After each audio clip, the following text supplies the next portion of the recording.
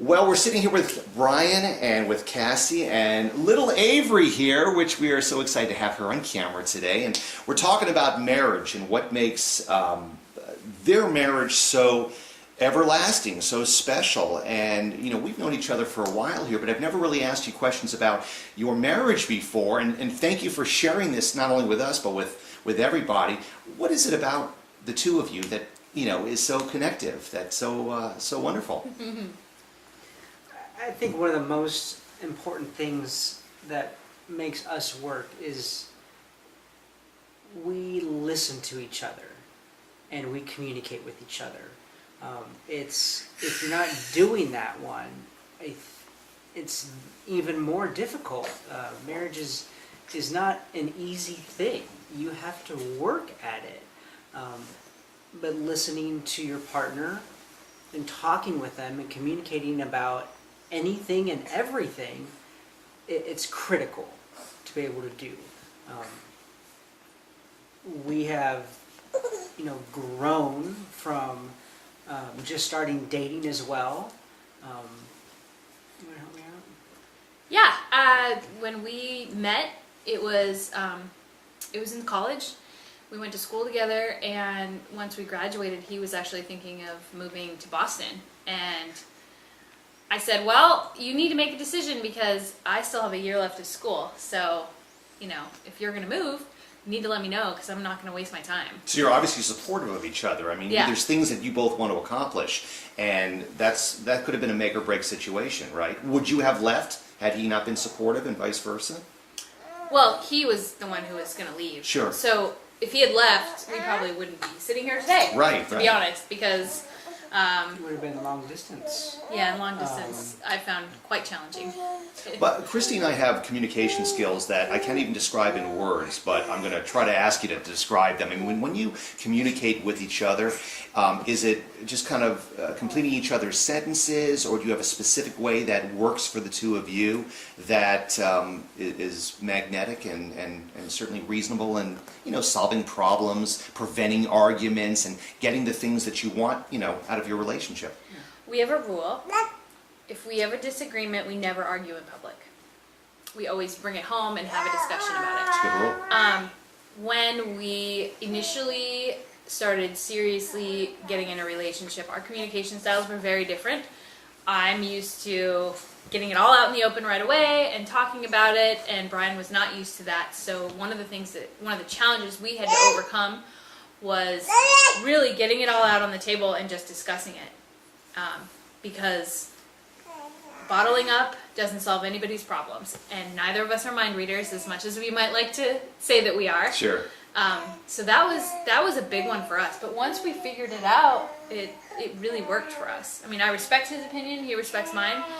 We know that we're not always going to agree, but at least if we can talk about it, then we can come to a resolution. So you have no problem with, discussing things immediately, discussing things before you go to bed at night, not going to bed angry. When I'm angry, I will be very quiet. I don't like anger. I don't like yelling. It's one of the things that Christy and I are really good at, is that neither one of us are yellers. But doesn't mean we don't get angry. I mean, we'll go out and each of us has had to go take a walk when we've been steamed for different things, and that we always come back and make sure that we're on the same page. And so yeah, I would definitely agree with that. With us, we don't argue a lot, but we do have arguments.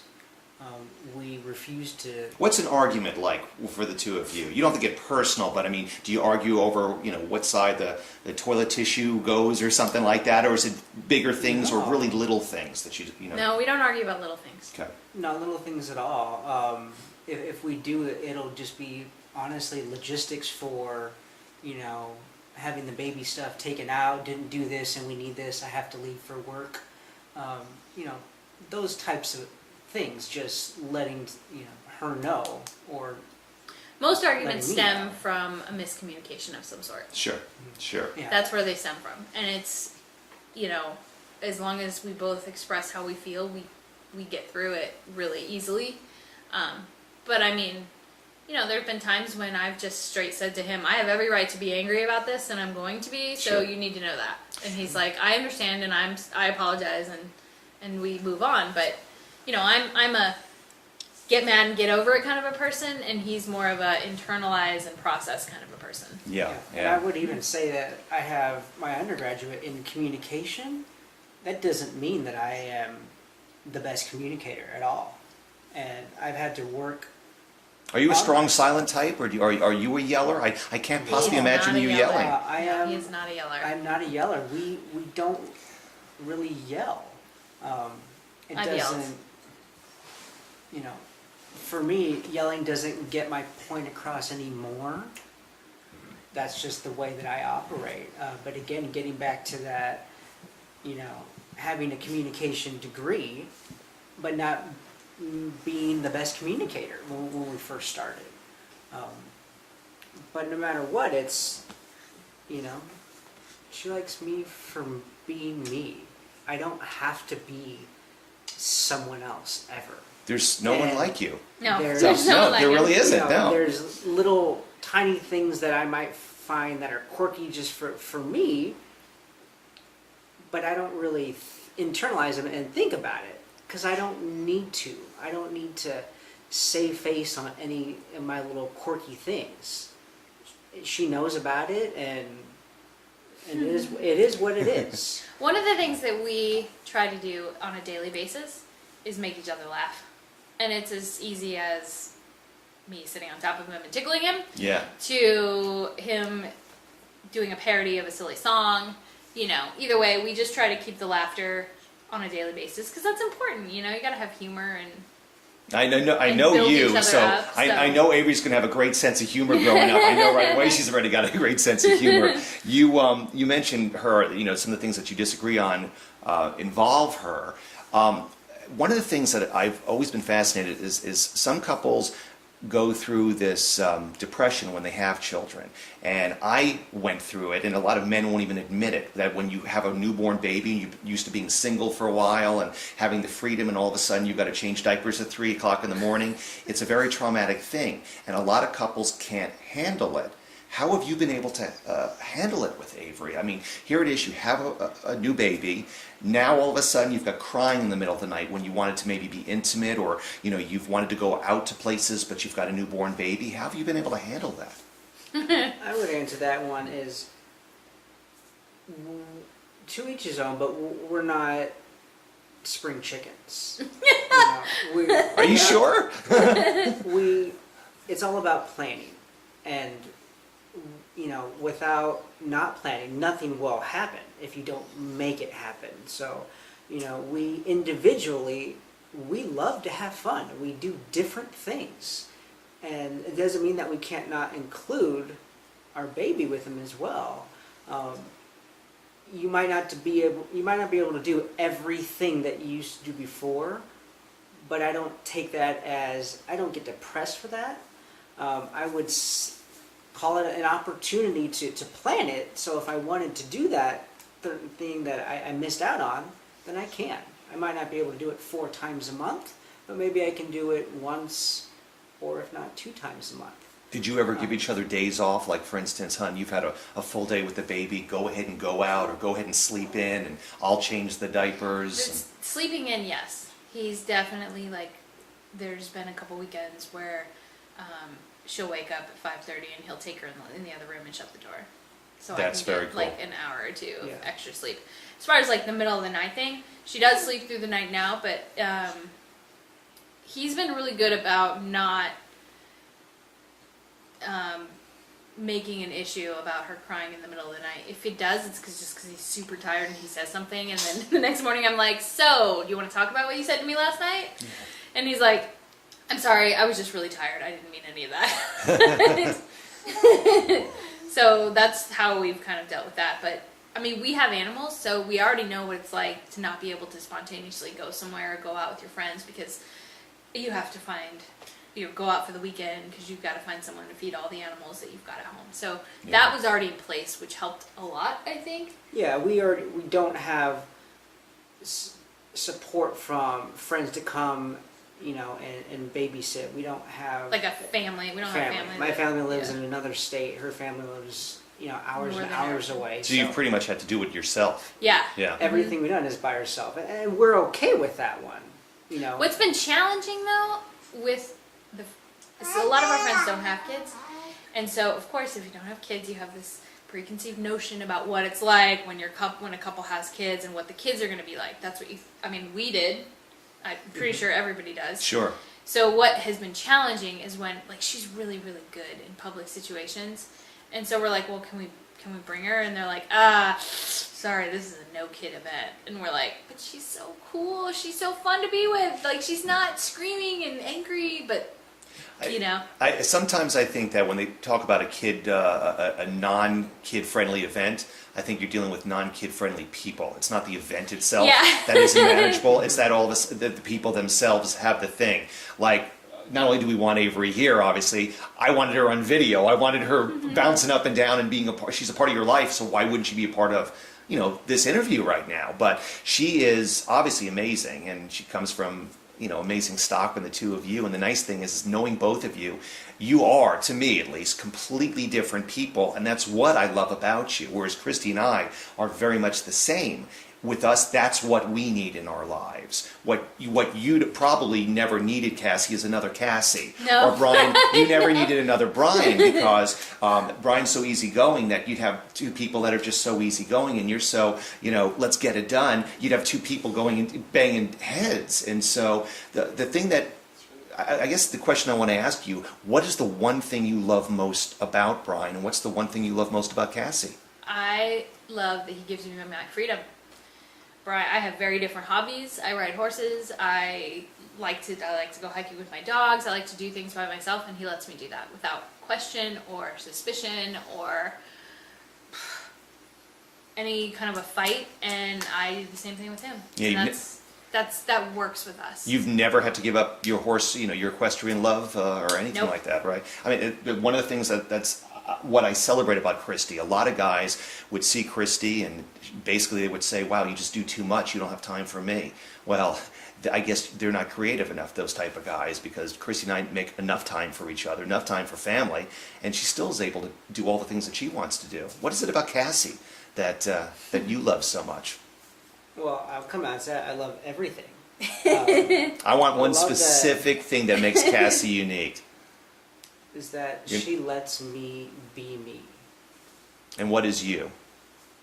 Me is just... Who's you? Who's Bryan? Bryan is Bryan. I feel like I'm a easygoing guy that loves to have fun, loves to do lots of things, but family is number one. I'm a huge avid home brewer. That's one of my passions. It doesn't mean that we have a baby and that I can't not do that anymore. I said before, it's all about planning. I can incorporate my whole family in doing what I love. I can go and in the morning let her know, hey, by the way, tomorrow I'm going to go mountain bike riding for 5 hours. I will help her out with every logistical thing to make sure it's easy for me to be able to go, enjoy, and then come back and then jump right in and help out. It's a team effort. If you're not doing this together, you are going to have a really, really difficult time. But even if you are doing it together, you're going to go through tough times. It's how you handle that. Look at it dead in the face and communicate with each other. That's the only way that you're going to get through it. No marriage is perfect at all, but I believe that the best ones go through those times and make it out together. Yeah, I'm glad that you keep bringing up communication, because that's the number one thing that's important to me. I have been in relationships where I like to think I'm an excellent communicator. Yeah, I'm a little type A, but I still am a great communicator. That's the thing, is that I always, when I'm running late, you'd be surprised. You just going on dates over the last several years where people were running late and they didn't say they were running late. It's just little so folks. Annoying. It's annoying, and you as a producer, you know that when you're counting on people, you're expecting communication. In this instantaneous age of communication, you can't always text within 5 minutes, but an hour, 6 hours, 24 hours, depending on what you need from them. it's crucial. And if you got two people that may be completely different, like the two of you, but communicate so well together, it's a celebration of what's possible in not only a relationship, but definitely a marriage. Last thing I just want to ask you, what's the biggest piece of advice you would give to other married couples to keep it going strong for 25, 50 years?